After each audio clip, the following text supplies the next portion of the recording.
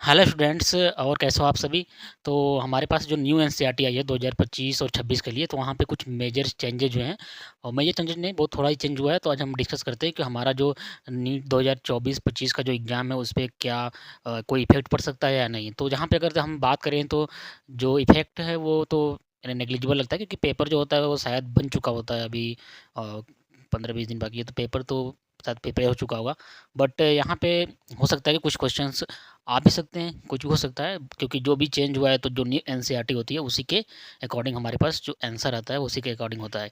तो आज हम देखते हैं कि क्या क्या हमारे पास मेजर चेंजेज हुए हैं या जो भी। तो देखो, फर्स्ट ऑफ ऑल यहाँ पे जो हुआ है हमारे पास सेल बायोलॉजी में, कि यहाँ पे जो ब्रिटिश जूलॉजिस्ट दे रखा था, जो ब्रिटिश जूलॉजिस्ट दे रखा था हमारे पास किसको, स्वान के बारे में, वो ब्रिटिश जूलॉजिस्ट नहीं है। यहाँ पे क्या रहेगा, जर्मन रहेगा। ठीक है, जर्मन, इसको जर्मन कर लेना आप। ठीक है, उसके बाद आते हैं थोड़ा नीचे, यहाँ पे आप देखना, यहाँ पे एक सेमी फ्लूइड मैट्रिक्स दे रखा है। सबसे पहले जब आप यूकैरियोटिक सेल देखोगे, मतलब ओवरऑल जब सेल के बारे में हमारे पास डिस्कस किया है तब, और वैसे ही जब आप नीचे जाते हो प्रोकैरियोटिक वाले, तो प्रोकैरियोटिक में यहाँ पे तो फ्लूइड मैट्रिक्स लिख रखा है। ठीक है, तो यहाँ पे भी क्या कर देंगे हम, सेमी फ्लूइड मैट्रिक्स। यहाँ पे क्या कर देंगे हम, सेमी फ्लूइड मैट्रिक्स, क्या लिख देंगे, सेमी फ्लूइड मैट्रिक्स। ठीक है, ये यहाँ पे छोटे से माइनर चेंज हुए हैं। तो ये लाइन्स हो सकती है आ जाए तो रॉन्ग हो सकता है। एंड यहाँ पे जो फिगर बना रखा है यहाँ पे आप रेस्पिरेशन वाले चैप्टर में, रेस्पिरेशन इज प्लांट, तो देखो थियरी में इसने 4H+ लिख रखा है, बट यहाँ पे 2H+ दिखा रखा है। तो इस वाले फिगर में 2H+ की जगह यहाँ पे हमारे पास जो हो गया वो 4H+ कर दिखा है। ठीक है, अब देखो यहाँ पे इसके बाद आते हैं हम एड्रिनल ग्लैंड की पोजीशन के बारे में। ठीक है, तो एड्रिनल ग्लैंड की जो पोजीशन दे रखा है हमारे पास, our body has one pair of adrenal gland, one at the anterior part. ठीक है, इसको काट के यहाँ पे लिख रखा है क्या, above, one at the, one at above of each kidney. ठीक है, तो एंटीरियर पार्ट को हटा के क्या लिख रहा है यहाँ पे, एबव। तो ये रहा हमारे पास ये वाला चेंजेज। उसके बाद यहाँ पे आती है जो स्कल बोन। देखो, स्कल बोन का जो नंबर होता है वो तो दे रखा है इन्होंने कि कितना होता है, 42।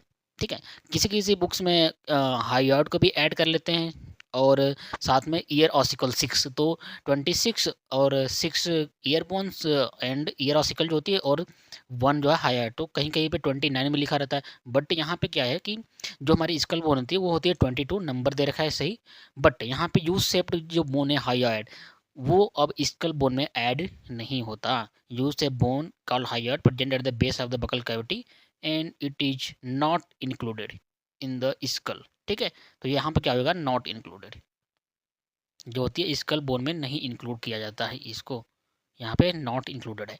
एंड ट्वेल्थ बायोलॉजी में आते हैं, तो ट्वेल्थ में यहाँ पे एक चेंज हुआ है। यहाँ पे पहले ओवम दे रखा था, अब क्या है, ओ साइड दे रखा है। देखो यहाँ पे थियरी पे इसने सीधे लिख रखा है क्या, the Graafian follicle now rupture to release the secondary oocyte।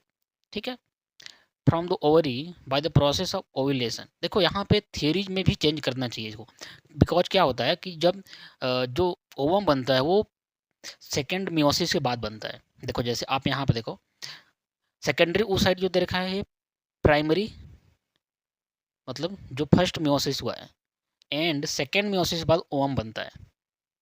ठीक है, तो यहाँ पे इसको मेयोसिस भी हो सके तो मेंशन करना चाहिए, और साथ में यहाँ पे ओवम लिख दे, तो जो ओवम लिखा था, ओवम जो होता है वो सेकेंडरी मेयोसिस के बाद होता है। तो यहाँ पे जब ग्राफियन फॉलिकल जब रप्चर होती है तो वो क्या होता है, यहाँ पे सेकेंडरी oocyte, आ रही बात समझ में, जो कि मियोसिस फर्स्ट के बाद होता है। देखो यहाँ पे मियोसिस फर्स्ट के बाद सेकेंडरी oocyte है। ओवम जो होता है वो मियोसिस 2 के बाद होता है। एंड तो यहाँ पे मेजर चेंज जो हुआ है, यहाँ पे पहले दे रखा था क्या, ओवम। ये क्या है कि ट्वेल्थ वाली एनसीईआरटी जो है कि अभी अपलोड कर दी गई है, बट 11th की अपलोडेड नहीं है, वो आप मार्केट से लोगे तो भी वहाँ पे दिखेगा। ठीक है, अब देखो यहाँ पे आगे आते हैं हम, तो ये वाली क्लियर हो गई आपको कि यहाँ पे क्या होगा, सेकेंडरी उस साइड रहेगा, पहले यहाँ पे ओम दे रखा था, तो ये फिगर आ सकता है, तो अगर आए तो ध्यान रखना। And the next one is the, यहाँ पे दे रखा है हमारे पास ऑल ह्यूमन, पहले क्या देखा था, पीपल दे रखा था। The total number of gene is estimated at 30,000, much lower than previous estimate of 80,000 to 1,40,000 genes. Almost all 99.9% nucleotide base are exactly the same in the all human, यहाँ पे पहले क्या रखा था पीपुल, ठीक है।